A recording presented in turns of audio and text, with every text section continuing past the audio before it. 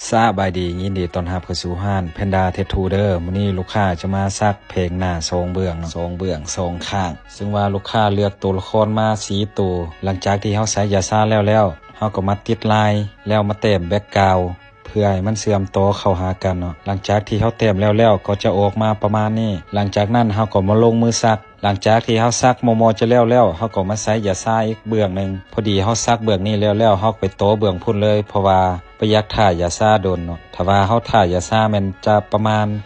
40-50นาทีบางยาซ่าก็ประมาณ60นาทีเมื่อฮอดเวลาเฮาก็มาต่ออีกเบื้องนึงเนาะหลังจากที่เฮาติดตัวละครแล้วเฮาก็มาแต้มแบ็คกราวด์และที่สำคัญเฮาจะเฮ็ดให้มันขนานกันกับอีกเบื้องนึงเมื่อแต้มออกมาก็จะออกมาประมาณนี้หลังจากนั้นเฮาก็มาลงมือซักจากเวลาผ่านไปเนาะลายก็สำเร็จไปเป็นที่เรียบร้อยตอนนี้เนาะลูกค้าจะมาแลนเส้นไว้ก่อนตัวละครแม่นสร้างจะระเบิดเส้นให้มันเส้นคมเนาะแล้วก็ระเบิดเส้นให้มันเส้นใหญ่ซักเต็มเพลงหน้าหรือว่าซักเต็มรางเนาะแลนเส้นเฉพาะแลนเส้นแม่นยาซ่าจะหมดอยู่ประมาณ3หรือว่า4หลอดถ้าคนหุ่นใหญ่เนาะประมาณ4หรือว่า5หลอดก็มีเนาะเพราะว่าเฮาใส่มากยาซ่าใส่หลายเพราะว่าบ่ให้ลูกค้าเจ็บ